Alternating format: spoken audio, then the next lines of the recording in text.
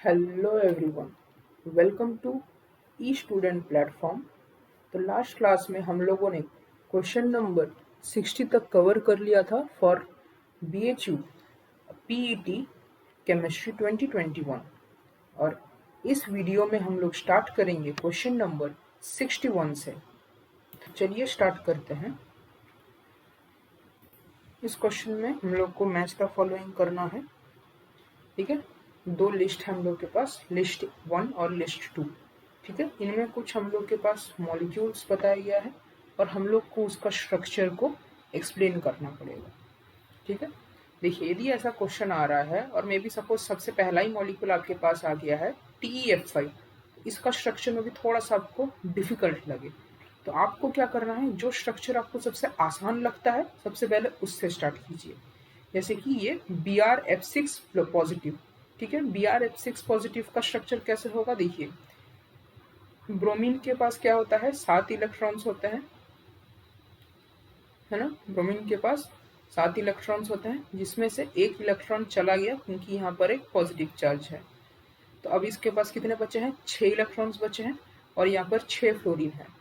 तो इसके 6 के 6 इसके इलेक्ट्रॉन्स यूज्ड अप हो जाएंगे और इसका स्ट्रक्चर कैसे बनेगा देखिए, है ना। तो 6 बॉन्ड बनेंगे। ठीक है, तो इसमें क्या होगा, 6 bond pair plus 0 lone pair. तो इसका स्ट्रक्चर कैसा बनेगा, ऑक्टाहेड्रल बनेगा। ठीक है, तो इसका स्ट्रक्चर देख लीजिए आप, ये आपका होगा कुछ ऐसा। यहाँ पर ब्रोमीन, ठीक है, यहाँ फ्लोरीन, यहाँ फ्लोरीन, यहाँ फ्लोरीन, यहाँ फ्लोरीन, इधर फ्लोरीन और इधर फ्लोरीन। ये हो गया इसका स्ट्रक्चर ऑक्टाहेड्रल। तो ये हम लोग बता दिए, बी का होगा 4, बी का होगा 4, बी का होगा 4, बी का होगा 4। देखिए ये ऑप्शन भी गया, ये ऑप्शन सही लग रहा है, ये ऑप्शन भी गया और ये ऑप्शन भी गया। तो बस एक ऑप्शन से ही आपका आंसर मैच कर गया है। ठीक है, अब हम लोग बाकी के भी स्ट्रक्चर्स देखने का कोशिश करते हैं। ठीक है, तो ऐसे करके भी आप कर सकते हैं ना। ये स्ट्रक्चर बहुत आसान था और इस एक ऑप्शन से ही आपका पूरा का पूरा आंसर मैच कर गया। ठीक है, नेक्स्ट देखते हैं हम लोग Br3 पॉजिटिव। ठीक है, Br3 पॉजिटिव, Br3 पॉजिटिव को हम लोग कैसे देख सकते हैं, Br3 पॉजिटिव को इसे आप ऐसे देखिए, एक है आपके पास Br और उसके साथ है आपके पास दो Br2। ठीक है, एक है Br पॉजिटिव, एक है दो, और दो आपके पास है Br2। ठीक है, तो इसके पास 7 इलेक्ट्रॉन होता है Br में। ठीक है, मतलब ब्रोमीन में। ठीक है, ब्रोमीन यहाँ पर सेंट्रल एटम है। ठीक है, तो ब्रोमीन में 7 इलेक्ट्रॉन्स में से एक पॉजिटिव चार्ज के कारण अब उसके पास 6 इलेक्ट्रॉन्स बचे हैं जिसमें से उसने 2 यूज कर लिया है बॉन्ड बनाने के लिए। तो यहाँ पर आपके पास होंगे 2 बॉन्ड पेयर प्लस 4 इलेक्ट्रॉन्स होंगे, 4 इलेक्ट्रॉन्स होंगे, यानी कि आपके पास होगा 2 लोन पेयर। ठीक है, तो 2 बॉन्ड पेयर 2 लोन पेयर, ये आपका किससे करस्पॉन्ड करता है, ये करस्पॉन्ड करता है टेट्राहेड्रल से। इससे करस्पॉन्ड करेगा टेट्राहेड्रल। इसका स्ट्रक्चर कुछ ऐसा होगा। ठीक है, ये Br, ये Br, ठीक है, एक लोन पेयर इधर और एक लोन पेयर इधर। ठीक है, और ओवरऑल एक पॉजिटिव चार्ज, इसमें भी ओवरऑल एक पॉजिटिव चार्ज। ठीक है, तो D का हो जाएगा टेट्राहेड्रल, यानी कि 1। ठीक है, D का हो जाएगा 1। अब हम लोग देखते हैं C का। ठीक है, ये होगा XCF3 positive. XCF3 positive, xenon के पास होता है 8 इलेक्ट्रॉन्स, अब होंगे इसके पास 7 इलेक्ट्रॉन्स। ठीक है, 7 में से 3 चला गया बॉन्ड पेयर में, तो 3 बॉन्ड पेयर, 7 में से 3 चला गया तो बचा इसके पास 4 इलेक्ट्रॉन्स, मतलब कि 2 lone pair. 3 bond pair 2 lone pair, ये आपके पास कैसा आएगा, ये आपके पास आएगा ट्राइगोनल बाइपिरामिडल। ठीक है, ये होगा TBP, ट्राइगोनल बाइपिरामिडल इसका शेप होगा। देखिए कैसा, ये हो गया Xe, यहाँ पर एक फ्लोरीन इधर, एक फ्लोरीन इधर। ठीक है, ये आपके पास एक ट्राइगोनल शेप आ गया और ये आपके पास उसके 2 लोन पेयर्स आ गए। ठीक है, और ओवरऑल यहाँ पर एक आपका पॉजिटिव चार्ज आ जाएगा। ठीक है, तो ये इसका ज्योमेट्री हो गया ट्राइगोनल बाइपिरामिडल। और लास्ट जो हम लोग के पास बचा है TeF5 माइनस, तो इसका जो बचेगा वही हो जाएगा, वो हो जाएगा स्क्वायर पिरामिडल।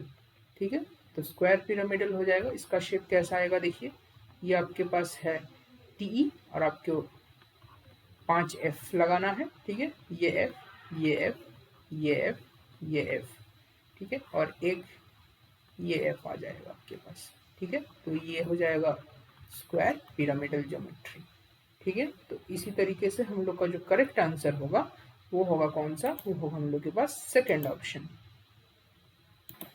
ओके, इसमें ना एक छोटा सा करेक्शन है, सॉरी मुझसे थोड़ा सा गलती हो गया था, है ना। ये स्ट्रक्चर ना, ये इसमें एपिकोफिलिसिटी का कॉन्सेप्ट आता है, ठीक है। तो इसका जो ज्योमेट्री इसका ट्राइगोनल बाइपिरामिडल होगा, लेकिन शेप इसका होगा टी शेप, ठीक है। तो इसमें क्या होगा, ये जो दो लोन पेयर है ये क्या करेंगे, इक्वेटोरियल पोजीशंस को ऑक्यूपाई करेंगे, ठीक है। अब 3 फ्लोरीन में से 2 फ्लोरीन तो सबसे पहले एक्सियल पोजीशन पर जाएंगे और एक जो फ्लोरीन बचा रहेगा वो इक्वेटोरियल पोजीशन पर आएगा, ठीक है। तो इसमें आपको कंफ्यूज नहीं होना है, मैं थोड़ा सा कंफ्यूज हो गया था, तो इसमें हम लोग एपिकोफिलिसिटी का कंसेप्ट यूज करते हैं, ठीक है। और तो ये करेक्ट ऑप्शन होगा ऑप्शन नंबर 2। अब चलिए हम लोग नेक्स्ट क्वेश्चन की ओर बढ़ते हैं, ठीक है। इस क्वेश्चन में देखिए सबसे पहले तो आपको इसका स्ट्रक्चर आइडेंटिफाई करना पड़ेगा, ये किसका स्ट्रक्चर है, ठीक है। और ये क्वेश्चन है आपके पास ऑर्गेनिक से, ऑर्गेनिक में भी जो है वो होता है पॉलीन्यूक्लियर हाइड्रोकार्बन्स, ठीक है, पॉलीन्यूक्लियर हाइड्रोकार्बन्स या फिर पॉलीएटॉमिक हाइड्रोकार्बन्स जिसे हम लोग, ठीक है। और ये जो स्ट्रक्चर होता है ये होता है फिनैंथ्रीन, ठीक है। ये किसका स्ट्रक्चर है, ये है फिनैंथ्रीन। और फिनैंथ्रीन के साथ हम लोग H2O2 दे रहे हैं और ACOH दे रहे हैं, तो इससे आपको आइडिया लग रहा होगा कि इसमें ऑक्सीडेशन तो होगा, मगर इसका आंसर क्या होगा, ठीक है। इसका आंसर होगा, देखिए मैं आपको बताता हूं,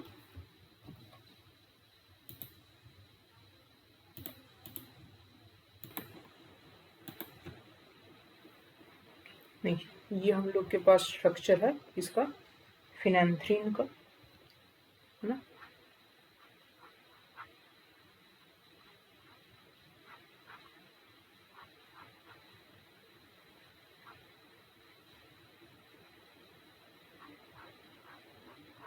ठीक है, इसका कोई भी रेजोनेटिंग स्ट्रक्चर आप बना लेना, उसमें दिक्कत नहीं है। इसको जब हम लोग ट्रीट करेंगे H2O2 और ACOH, तब इसमें क्या होगा, इसका ऑक्सीडेशन होगा, और ऑक्सीडेशन के बाद हम लोग को कैसा प्रोडक्ट मिलेगा, देखिए अच्छे से,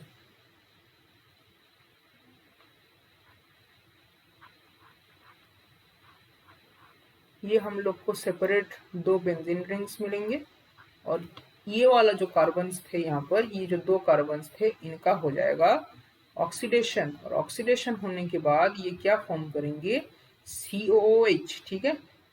यहाँ पर क्या हो जाएगा आपके पास COOH, इसमें भी क्या हो जाएगा COOH, ठीक है। इसका ऑक्सीडेशन हो जाएगा और यहाँ पर COOH ग्रुप का फॉर्मेशन हो जाएगा, और इसका आंसर आपके पास होगा ये CO2H, ठीक है। ये वाला सेकेंड ऑप्शन होगा इसका आंसर, ठीक है। इसी के साथ मैं आपको थोड़ा सा इसमें और एक्सटेंड कर देता हूँ।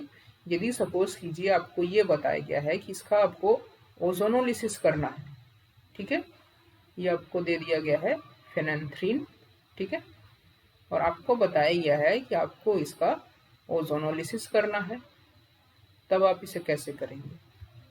यहाँ पर आपको बताया गया है O3, सबसे पहले में आपको बताया गया है O3, सेकेंड में आपको दिया गया है H2O, ओजोनोलिसिस का पहला स्टेप। तो इसे आप, इससे क्या फॉर्म होगा, ठीक है, इसमें तो एक ऑक्सीडेशन तो होगा ही, है ना, वही सेम 2 कार्बन में ऑक्सीडेशन होगा, ठीक है। यहाँ पर तो 2 बेंजीन रिंग फॉर्म होंगे, ठीक है। अच्छा, एक क्वेश्चन मैं आपसे पूछता हूँ कि ये जो फिनैंथ्रीन है इसमें इतना जल्दी से रिएक्ट क्यों कर रहा है, बेंजीन तो इतना जल्दी से रिएक्ट नहीं करता है, ये क्यों इतना जल्दी से रिएक्ट कर रहा है, क्या इसके पीछे का रीजन है, ठीक है। इसका क्लू है कि देखिए इसमें 2 बेंजीन रिंग फॉर्म हो रहे हैं, इसका आंसर आप बताइएगा, ठीक है। तो यहाँ पर क्या हो जाएगा, ये एल्डिहाइड में ऑक्सीडाइज हो जाएगा, ठीक है, CHO, यहाँ पर क्या हो जाएगा CHO ग्रुप, दोनों फॉर्म होंगे। फिर इसको जब आप फर्दर रिएक्ट करवाएंगे किससे, KMnO4 से, KMnO4 भी क्या है, एक ऑक्सीडाइजिंग एजेंट है, तो जब आप इसे फर्दर रिएक्ट करवाएंगे तो घुमा फिरा करके हम लोग के पास वही अपना प्रोडक्ट फॉर्म हो जाएगा जो कि हम लोगों ने यहाँ पर आंसर लिखा है, जो कि क्या है, इसमें आपके पास आ जाएगा COH, इसमें भी आपके पास आ जाएगा COH। ठीक है, तो घुमा फिरा करके यही प्रोडक्ट फॉर्म हो रहा है, बस इसमें हम लोग ओजोनोलिसिस कर रहे हैं और इसमें हम लोग इसे H2O2 के साथ रिएक्ट करवा रहे हैं। ठीक है, H2O2 ACOH। ठीक है, तो ये हो जाएगा हम लोग के पास आंसर। अच्छा, नेक्स्ट क्वेश्चन की ओर बढ़ते हैं।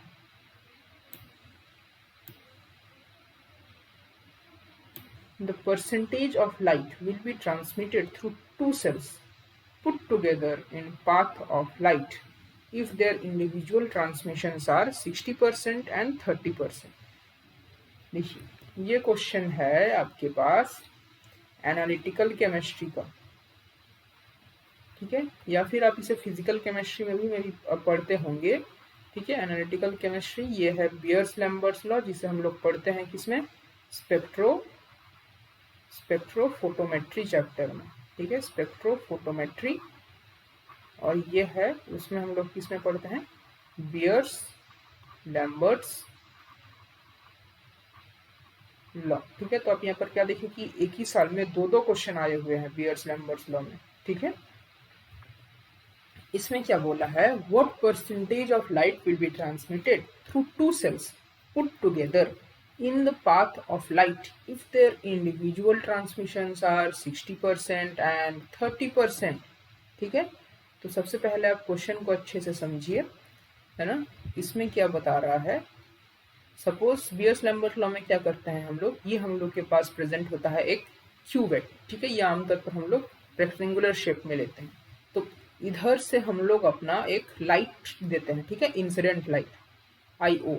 ठीक है, फिर इसके बीच में इसमें से कुछ लाइट यहाँ पर एब्जॉर्ब हो जाता है और बाकी के लाइट यहाँ से निकल जाते हैं, यानी कि ट्रांसमिट होते हैं, जिसे हम लोग नाम देते हैं ट्रांसमिटेड लाइट, IT। ठीक है, ये है इंसिडेंट लाइट, ये है ट्रांसमिटेड लाइट।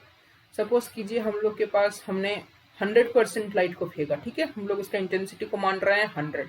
अब यहाँ से जितना परसेंटेज ट्रांसमिट होगा वो होगा इसका परसेंट ट्रांसमिटेंस। ठीक है, मे बी सपोज हमने 100 फेंका और 60 ट्रांसमिट हुआ, तो इसका परसेंट ट्रांसमिटेंस 60 हो जाएगा।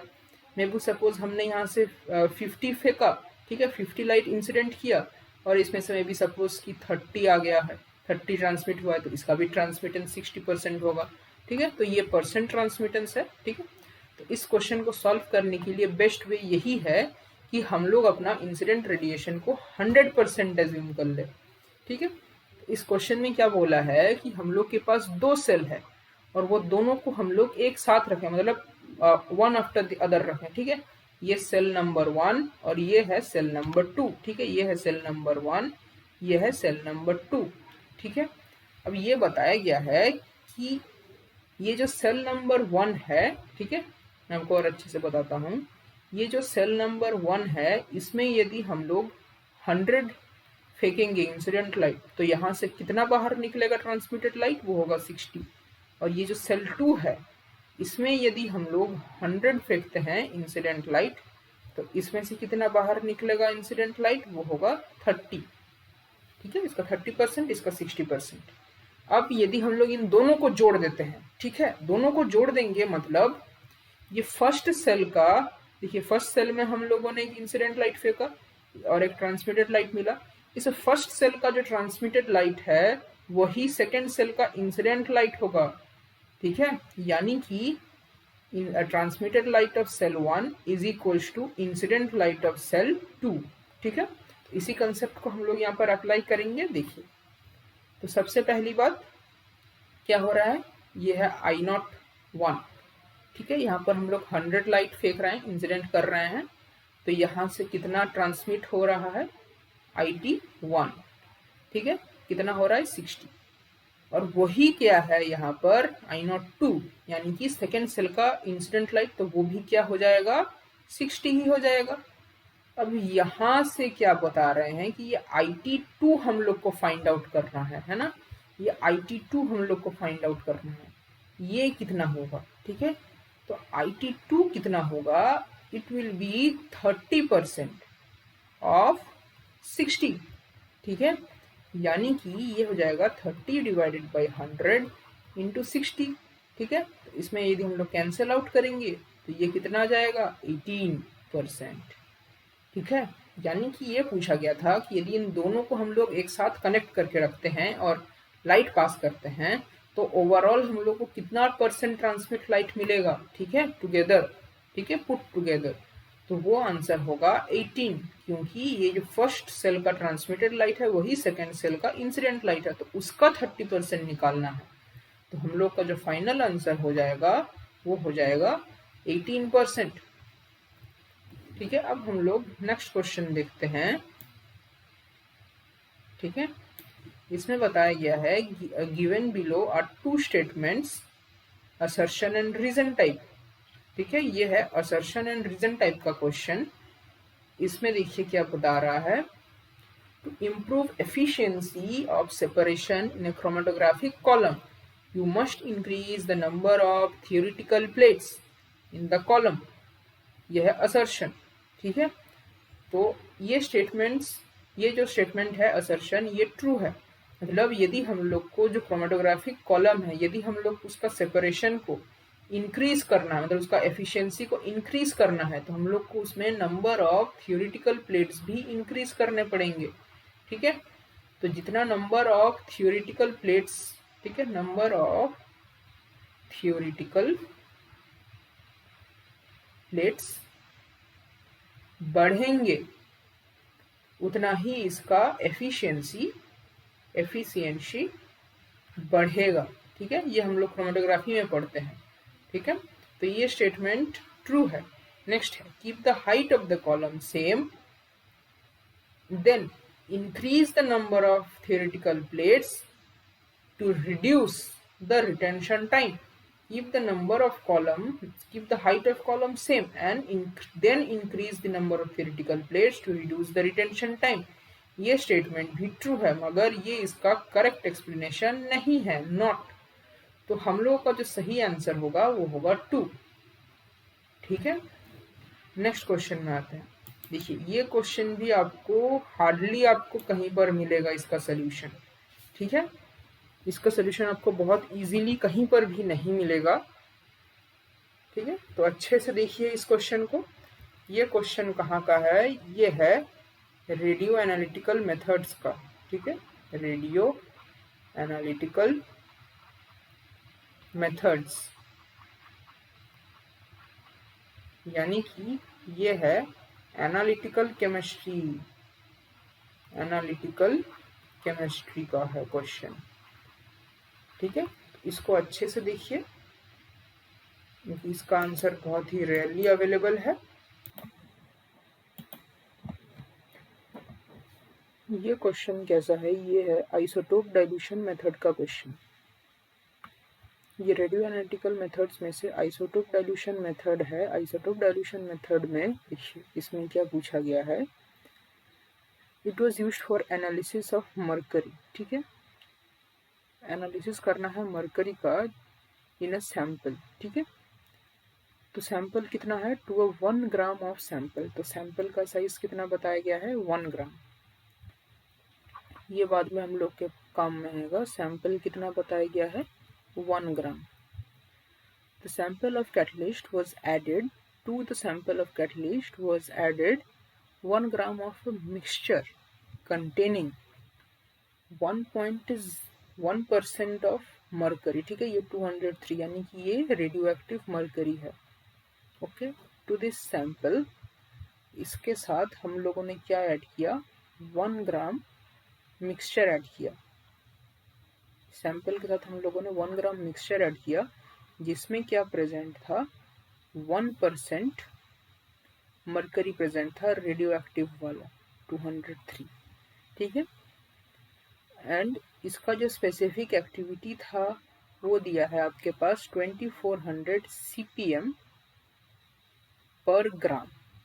एंड देन ये जो टोटल 2 ग्राम है इसमें से हम लोगों ने क्या सेपरेट आउट किया, 0.1 ग्राम ऑफ मरकरी को हमने सेपरेट किया और उसका एक्टिविटी हम लोग देखे वो कितना है 30 CPM। ठीक है, तो हम लोग को अब क्वेश्चन पूछा है what is the percentage of mercury in the catalyst. तो ये जो हम लोग का सैंपल है इसमें कितना परसेंट मरकरी है ये निकालना है। ठीक है, तो आइसोटोप डाइल्यूशन मेथड में हम लोग सिंपली यही करते हैं कि एक तो हम लोग के पास सैंपल रहता है, sample is not radio active, उसमें हम लोग कुछ रेडियो एक्टिव सब्सटेंस ऐड करते हैं नॉन अमाउंट में, और फिर हम लोग अल्टीमेटली उसका रेडियो एक्टिविटी चेक करते हैं और फिर वहाँ से हम लोग उसका परसेंटेज फाइंड आउट करते हैं। ठीक है, ये है basic concept isotope dilution method का। अब देखिए इस क्वेश्चन को कैसे सॉल्व करना है। सबसे पहले तो देखिए ये हम लोगों ने क्या लिया है, 1 gram of mixture. 1 gram of mixture में प्रेजेंट है 1% मरकरी, यानी कि ये मिक्सचर में कितना मरकरी प्रेजेंट है, इट इज 1% ऑफ 1 ग्राम, यानी कि ये हो जाएगा 1/100 into 1 which is equal to 0.01 gram. ठीक है, तो मरकरी कितना प्रेजेंट है, इट इज इक्वल टू 0.01। ठीक है, अब इसके बाद हम लोग को एक फॉर्मूला यूज करना है जो कि हम लोग पढ़ते हैं आइसोटोप डाइल्यूशन मेथड में। मगर उससे पहले एक बात और हम लोग को देखना है कि ये जो 2400 CPM दिया हुआ है इस मिक्सचर का एक्टिविटी, ठीक है, ये इसका स्पेसिफिक एक्टिविटी दिया है, लेकिन इसमें थोड़ा सा गड़बड़ है। गड़बड़ ये है कि ये दिया गया है 2400 CPM पर ग्राम, यानी कि 1 ग्राम में प्रेजेंट है, मतलब 1 ग्राम का स्पेसिफिक एक्टिविटी है 2400 CPM। बट हम लोग के पास कितना अमाउंट है, हम लोग के पास है 0.01 ग्राम मरकरी प्रेजेंट है, तो उसके लिए कितना CPM होगा, है ना। तो ये एक यूनिटरी मेथड है, इसमें हम लोग क्या करेंगे 2400 इंटू 0.01, इसको जब हम सॉल्व करेंगे तो ये बन जाएगा 24 CPM, है ना। तो ये मिक्सचर में ये मरकरी है 0.01 ग्राम, जिसके करस्पॉन्डिंग CPM है 24 CPM, ना कि 2400 CPM। अब इसके बाद एक हम लोग को फॉर्मूला यूज करना है which is WX is equals to RT divided by RM into WM minus WT। ठीक है, जिसमें WX क्या है, ये है कि सैंपल में कितना अमाउंट मरकरी प्रेजेंट है, उसका वेट है WX।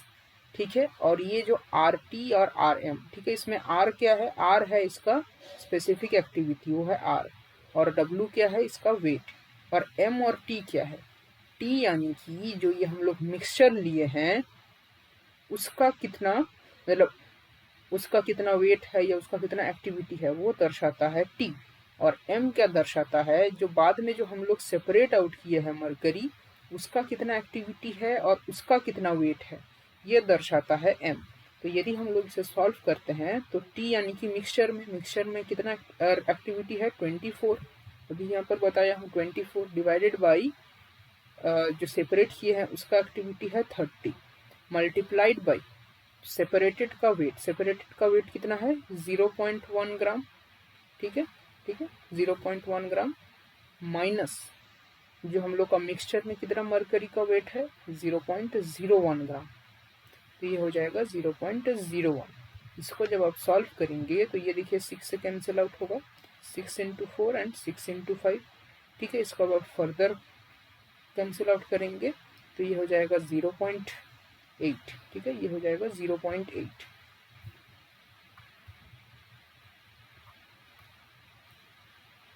ये हो जाएगा 0.8। ठीक है, अब आप 0.8 को 0.1 से मल्टीप्लाई करेंगे तो ये हो जाएगा 0.08 माइनस 0.01। ठीक है, माइनस 0.01।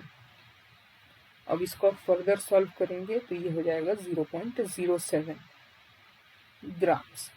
ये क्या है, ये है मरकरी का वेट, ये क्या है, weight of mercury, weight of Hg in sample. मगर हम लोग को क्या निकालना है, हम लोग को इसका परसेंटेज निकालना है, कितना परसेंट प्रेजेंट है। उसके लिए हम लोग क्या करेंगे, है ना, परसेंटेज निकालने के लिए हम लोग क्या करते हैं, हम लोग एक सिंपल फॉर्मूला यूज करते हैं, क्या, weight divided by total weight, weight divided by total weight into 100। इससे हम लोग उसका परसेंटेज निकाल लेंगे। तो इसके लिए क्या करेंगे हम लोग, 0.07 डिवाइडेड बाई इसका टोटल वेट कितना था मैंने बताया था, ये बाद में काम में आएगा, 1 ग्राम। तो ये आ जाएगा 1 इंटू में 100। जब इसे हम लोग सॉल्व करेंगे तो ये आ जाएगा 7%, है ना। तो हम लोग का जो आंसर आ रहा है वो है 7%। ठीक है, तो इस मेथड को बहुत अच्छे से देख लीजिए। मैं एक बार आप इसे एक बार रिवाइंड करके फिर से इसे देख सकते हैं, तो आपको और अच्छे से समझ में आएगा। तो हम लोग को फाइनल आंसर है 7%। ठीक है, तो सबसे पहले जो इसमें जो जहाँ जहाँ पर थोड़ा सा ट्रिक है वो ये है कि ये मिक्सचर है, ये 1 ग्राम है। ठीक है, यानी कि आपको ये WT 1 ग्राम नहीं लेना है, WT लेना है इसका 1%, क्योंकि 1% हम लोग का रेडियो एक्टिव स्पीसीज है, तो वो हो जाएगा 0.01 ग्राम। और एक और जो प्लॉट में ट्विस्ट है क्वेश्चन में वो है कि ये 2400 CPM पर ग्राम है, तो वो भी एक ट्विस्ट है। तो वो भी आप देख लीजिएगा कि हम लोग को पर ग्राम हम लोग को 1 ग्राम का नहीं चाहिए, हम लोग को 0.01 ग्राम का चाहिए। मतलब इन केस यदि ये 1 ग्राम मिक्सचर ना हो करके 1 ग्राम रेडियो एक्टिव मरकरी होता तब ये 2400 होता, तब ये सही रहता, मगर इसमें थोड़ा सा ट्विस्ट है, इसे भी ध्यान में रख लीजिएगा। नेक्स्ट क्वेश्चन की ओर देखते हैं।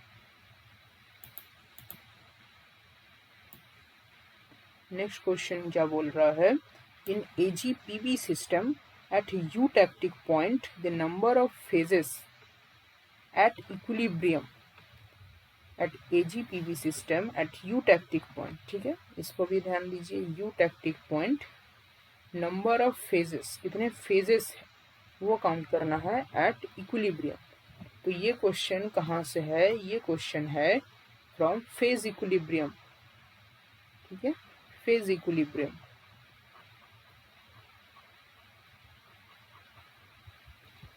और इसमें बता रहे हैं कि इसमें कितना फेज प्रेजेंट है एट यूटेक्टिक पॉइंट।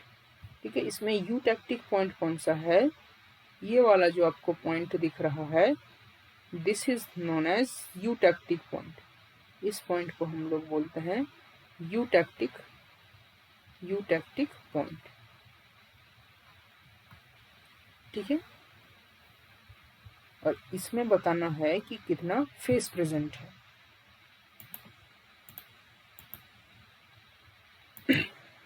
इस यूटेक्टिक पॉइंट में क्या होता है, यूटेक्टिक पॉइंट को हम लोग बोल सकते हैं this is known as invariant point. ठीक है, इसमें कौन कौन से आपके पास फेजेस प्रेजेंट होते हैं, वो होता है सॉलिड लेड, ठीक है, यानी कि PB, सॉलिड सिल्वर यानी कि AG, एंड क्या प्रेजेंट होता है, इनका जो लिक्विड मेल्ट। ठीक है, इनका जो लिक्विड मिक्सचर, दोनों का ही लिक्विड मिक्सचर या फिर मेल्ट, ठीक है, वो प्रेजेंट होता है। तो यहाँ पर टोटल नंबर ऑफ फेज कितने प्रेजेंट है, 1, 2 और 3। तो इसका आंसर हो जाएगा 3। ठीक है, तो इसमें एक एडवाइस देना चाहूँगा कि मे भी आप इसका ये जो AGPV सिस्टम है इसका फेज डायग्राम पढ़ लीजिए, वाटर का फेज डायग्राम पढ़ लीजिए, और भी जितने पॉसिबल हो सके फेज डायग्राम पढ़ लीजिए अच्छे से। ठीक है, इन यूटेक्टिक पॉइंट को हम लोग बोलते हैं इनवेरिएंट पॉइंट, यानी कि इसमें डिग्रीज ऑफ फ्रीडम 0 होता है। ठीक है, और इसका फेज डायग्राम अच्छे से देखिएगा, और इसका टेम्परेचर होता है 303 डिग्री सेल्सियस, और इसमें परसेंटेज AG होता है 2.6% AG प्रेजेंट होता है। ठीक है, तो ये होता है हम लोग के पास यूटेक्टिक पॉइंट। तो ये एक फेज इक्विलिब्रियम का क्वेश्चन था। ठीक है, नेक्स्ट अब हम लोग क्वेश्चन की ओर देखते हैं। In the statements about accuracy and precision which is not correct, not पर आपको ध्यान देना है कि इसमें कई बार मिस्टेक हो जाता है, हम लोग करेक्ट पढ़ लेते हैं, we have to focus on not correct. तो जो फर्स्ट स्टेटमेंट है, फर्स्ट स्टेटमेंट क्या बोल रहा है, it is not possible to have precise measurements which are not accurate.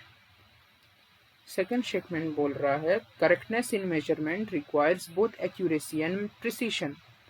Third statement बोल रहा है reproducibility and consistency are expressions that best describe precision in measurements.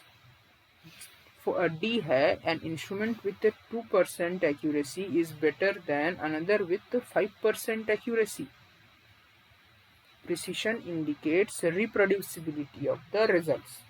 ठीक है, इनमें से आपको सबसे पहला वो देखना पड़ेगा कि जो आपको पता है कि वो स्टेटमेंट करेक्ट है। ये जो ई स्टेटमेंट है precision indicates the reproducibility of the results, ये स्टेटमेंट ट्रू है क्योंकि प्रिसीशन वही होता है रिप्रोड्यूसिबिलिटी। ठीक है, रिप्रोड्यूसिबिलिटी ऑफ द रिजल्ट्स। ठीक है, reproducibility and consistency are the expressions that best describe precision in measurements. ठीक है, प्रिसीशन में reproducibility and consistency are the experiments. अच्छा, इससे आपको एक और चीज पता चल रहा है, देखिए दो जगह पर आपको दिखाया गया है कि प्रिसीशन एंड रिप्रोड्यूसिबिलिटी। ठीक है, तो या तो ये दोनों स्टेटमेंट ट्रू होंगे या फिर दोनों फॉल्स होंगे, और ऑप्शन में एक ही का दिया हुआ है तो दोनों ही ट्रू होंगे। ठीक है, और प्रिसीशन मतलब कि ये जो हम लोग के पास बहुत सारे जो रिजल्ट्स है वो कितने पास पास हैं, आपस में कितने पास पास हैं, ये होता है प्रिसीशन। ये वाला होगा मोर प्रिसाइज, लेकिन यदि ऐसा हुआ ये होगा लेस प्रिसाइज। और एक्यूरेट क्या है, यदि ये हम लोग के पास ट्रू वैल्यू है इसके कितने पास होगा, दैट इज एक्यूरेसी। ठीक है, इससे जितना दूर होगा दैट इज लेस एक्यूरेट। ठीक है, पास होगा that is more accurate. Okay,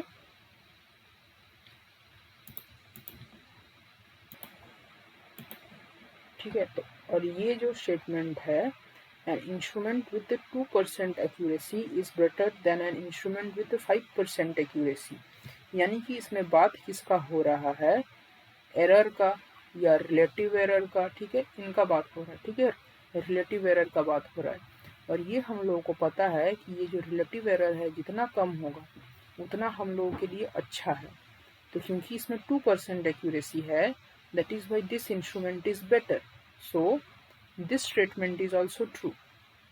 अब बचा है ये बी स्टेटमेंट, देखिए correctness in measurement requires both accuracy and precision. यदि किसी मेजरमेंट को एकदम परफेक्ट होना है तो उसके लिए हम लोगों को एक्यूरेसी भी चाहिए और प्रिसीशन भी चाहिए, मतलब वो रिजल्ट मतलब उसके जो मेजरमेंट्स है that should be closer to true value, एंड वो मेजरमेंट्स भी बहुत आसपास ही होने चाहिए, तभी वो हम लोग का एक्सपेरिमेंट का जो रिजल्ट होगा that will be the best result. तो ये स्टेटमेंट भी करेक्ट है।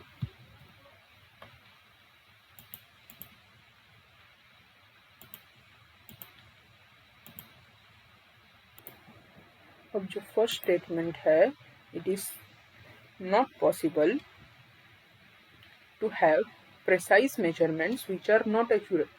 ये बोल रहे हैं यदि हम लोग को कोई वैल्यू नॉट एक्यूरेट है तो वो प्रिसाइज नहीं हो सकता है।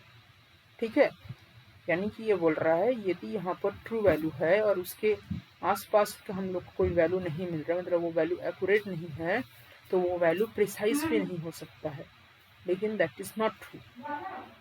ठीक है, मैं आपको अभी 4 केसेस दिखा रहा हूँ। ठीक है, ये केस नंबर 1, 2, 3 और 4। इस केस में देखिए ये वैल्यू क्या है, इसके वैल्यूज ऐसे ऐसे ऐसे ऐसे बिखरे पड़े हैं, तो दिस इज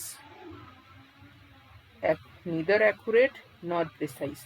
इस केस में देखिए इसमें क्या है, इसके वैल्यू ट्रू वैल्यू के आसपास है, तो this is accurate but not precise. इसमें देखिए ये वैल्यूज आपस में बहुत ही क्लोज है, तो this is not accurate but this is precise.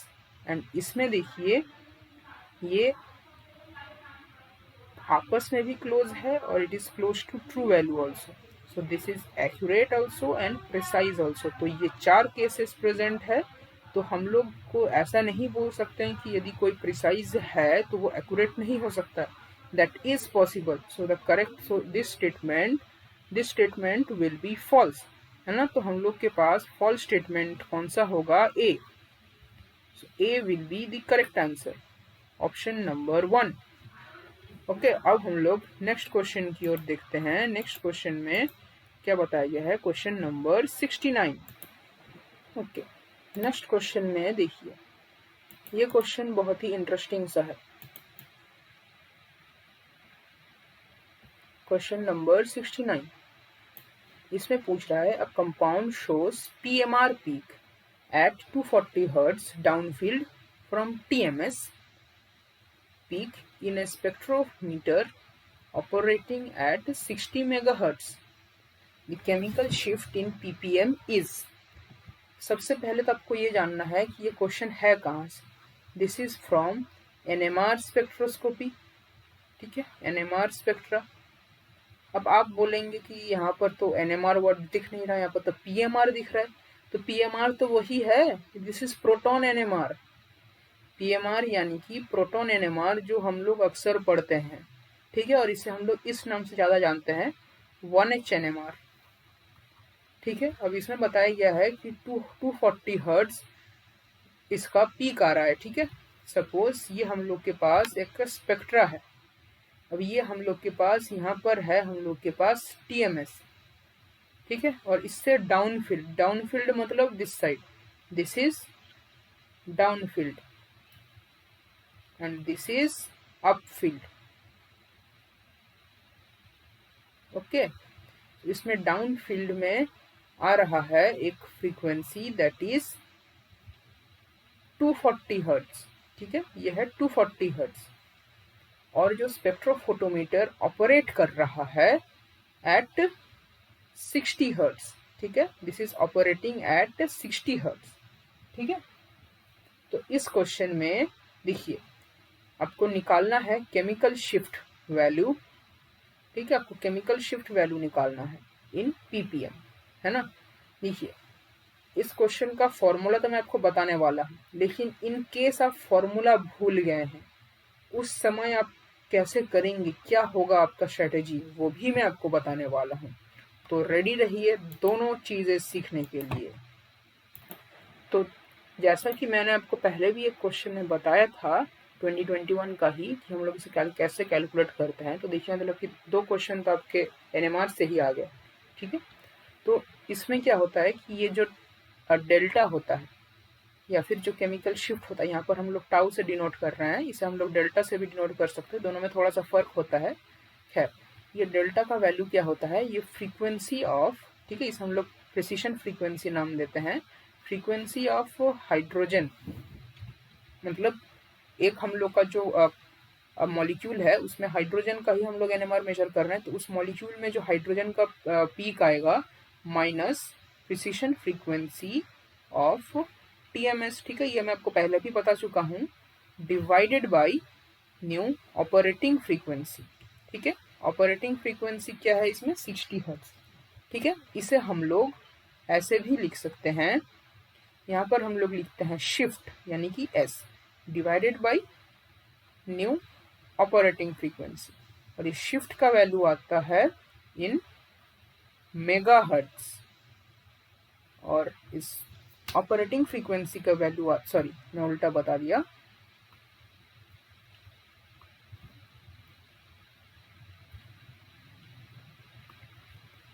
ये शिफ्ट का वैल्यू आता है इन हर्ट्ज और ऑपरेटिंग फ्रीक्वेंसी का वैल्यू आता है इन मेगाहर्ट्ज, ठीक है। तो ओवरऑल आपके पास क्या वैल्यू आएगा, देखिए ये भी आपको पता होगा कि 1 megahertz is equal to 10 to the power 6 hertz, ठीक है।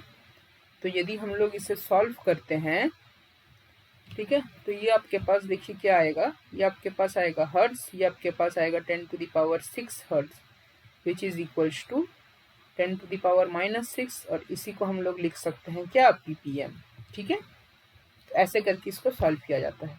अब यहाँ पर हम लोग का S का वैल्यू देखिए क्या दिया हुआ है, हर्ट्ज में S का वैल्यू हम लोग को दिया हुआ है, तो डेल्टा क्या हो जाएगा, देखिए S का वैल्यू दिया है 240 हर्ट्ज डिवाइडेड बाई इसका प्रिसिशन, इसका ऑपरेटिंग फ्रीक्वेंसी क्या दिया हुआ है, 60 मेगाहर्ट्ज, ठीक है, 60 मेगाहर्ट्ज। अब इसे हम लोग कैंसिल आउट करेंगे, है ना, 0 से 0 कटेगा और 6 से 24 कटेगा 4, तो इसका आंसर क्या आ जाएगा, 4 ppm, ठीक है। तो answer in ppm will be 4। ठीक है, अब मैं आपको बताने वाला हूँ वो ट्रिक जो मैं अप्लाई किया था, क्योंकि मैं भी इसका फॉर्मूला भूल गया था। ठीक है, एग्जाम में मैं इसका फॉर्मूला भूल गया था। तो मैं क्या ट्रिक अप्लाई किया था, देखिए आपको क्या बताया गया है कि आपको आंसर फाइंड आउट करना है पीपीएम में। तो मैंने बस इतना याद रखा था कि पीपीएम यानी कि बहुत ही एक स्मॉल क्वांटिटी होता है और अराउंड 10⁻⁻6 होगा। ठीक है, तो 10⁻⁻6 करना है। ठीक है, यदि मैं देख रहा था कि ऑप्शंस कैसे दिया हुआ है 1 2 3 4, ठीक है, एकदम पूरा राउंड फिगर में दिया हुआ है, यानी कि इन दोनों नंबर्स को मुझे डिवाइड करना है ना। तो या तो यदि मैं मेगा हर्ट्स बाई हर्ट्स कर देता तब तो ये आंसर 10⁻6 आ जाता, लेकिन यदि मैं हर्ट्स बाई मेगा हर्ट्स करता तब ये आंसर 10⁻⁻6 आता, जो कि पीपीएम होता है। ठीक है, तो इसी कंसेप्ट से मैंने इसे रॉन्ग माना और इसे सही मान के मैंने ये आंसर सॉल्व किया था। ठीक है, तो ऐसे करके आप मतलब यूनिट्स को ध्यान में रखते हुए आप इसको अटेम्प्ट कर सकते हैं कि यहाँ पर पीपीएम दिया हुआ है, यानी कि ये हर्ट्ज बाई मेगा हर्ट्ज होगा, न कि मेगा हर्ट्ज बाई हर्ट्ज होगा। ठीक है, तो इस तरीके से आप इसमें ट्रिक लगा करके सॉल्व कर सकते हैं, मतलब इन केस यदि आप इसका फॉर्मूला भूल जाए। ठीक है, उसके लिए है। अच्छा, नेक्स्ट क्वेश्चन है activity of radio nuclides can be given as. ठीक है, अच्छा, ये क्वेश्चन फिर से कहां से है, रेडियो एनालिटिकल मेथड्स, यानी कि एनालिटिकल केमिस्ट्री से फिर से क्वेश्चन है।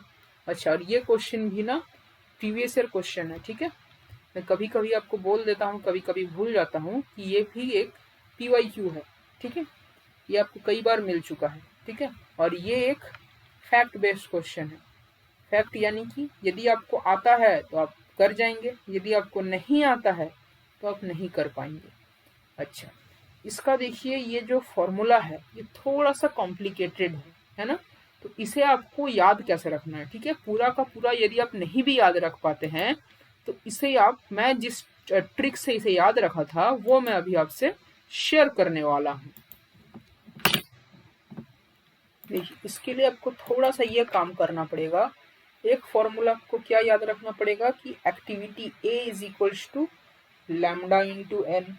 ठीक है, जहां पर एन क्या है, यह है number of stable target atoms. ठीक है, या फिर एन स्टार क्या है, number of radioactive nuclei. ठीक है, ये होता है ए is equals to lambda into N, और लैम्डा तो आपको पता ही होगा, है ना, ये उसका रेट कांस्टेंट है। ठीक है, ए is equals to lambda into N. ठीक है, ये आपको याद रहेगा, और लैम्डा का वैल्यू आपको पता ही होता है, क्या होता है 0.693 बाई टी हाफ। ठीक है, ये होता है लैम्डा का वैल्यू। अब मैं आपको इसका वैल्यू थोड़ा शॉर्ट में बता देता हूँ कि ये जो एक्टिविटी होता है इसमें आपको क्या ध्यान रखना है कि इसमें n sigma phi multiplied by something होता है। ठीक है, n sigma phi multiplied by something होगा, ये आपको एक बात ध्यान रखना है। और एक और बात आपको ध्यान रखना है कि ये जो भी है ये 1 माइनस एक्सपोनेंशियल ब्रैकेट में, ठीक है, इसको आप भूल जाइए, ब्रैकेट में याद रखिए, यहाँ पर हमेशा होगा लैम्डा टी, ये आपको याद रहेगा, यहाँ पर हमेशा होगा लैम्डा टी। ठीक है, 1 माइनस एक्सपोनेंशियल लैम्डा टी मतलब यह है 1 minus e to the power lambda t, वही है एक्सपोनेंशियल। ठीक है, तो इसको आप भूल जाइए एक पल के लिए। ठीक है, इसको भूल जाइए, आपको ये रखना है कि ये ब्रैकेट में होगा लैम्डा टी। अब लैम्डा टी को जब आप लैम्डा का जब वैल्यू पुट करेंगे 0.693 बाई टी हाफ, ये तो आपको याद ही होगा हमेशा ही। ठीक है, तो इसका आपका क्या वैल्यू आ जाएगा ब्रैकेट में, ये आपके पास आ जाएगा 0.693 टी बाई टी हाफ। ठीक है, तो ये दो बातें आपको ध्यान रखना है, एक क्या है कि ये n sigma phi multiplied by something होगा, और एक क्या रखना है, ये जो ब्रैकेट वाला जो टर्म होगा इसमें होगा टी बाई टी हाफ, या फिर इसमें होगा लैम्डा इंटू टी। ठीक है, अब देखिए इन दोनों टर्म से कौन कौन सा हम लोग का मैच कर रहा है। ठीक है, देखिए n सिग्मा फाई से मल्टीप्लाई हो रहा है, हाँ ये भी मैच कर रहा है, ये भी मैच कर रहा है, देखिए ये दोनों ऑप्शन तो ऐसे ही कट गए। सेकंड मैंने क्या बताया था, ये आपका होगा टी बाई टी हाफ। ठीक है, टी बाई टी हाफ, इसमें है टी बाई टी हाफ। ठीक है, मगर इसमें टी बाई टी हाफ नहीं है। तो ये वाला हम लोग का ऑप्शन करेक्ट होगा। ठीक है, अब देखिए इस आपको ध्यान नहीं था कि यहाँ पर एक माइनस साइन होगा, लेकिन है, तो इसके लिए भी आपको कोई भी दिक्कत नहीं होगा। ठीक है, ये यदि आप याद रख पाते हैं पूरा का पूरा फॉर्मूला तब तो वेल एंड गुड। ठीक है, क्योंकि फॉर्मूला भी बहुत ज़्यादा कॉम्प्लिकेटेड नहीं है, लेकिन मैं याद नहीं रख पाया था, मैं भूल गया था, मगर मुझे ये याद था कि यहाँ पर n सिग्मा फाई होता है multiplied by 1 minus e to the power minus 0.693 t by t half. ठीक है, या फिर इसी को आप लिख सकते हैं n sigma phi multiplied by 1 minus e to the power minus lambda T.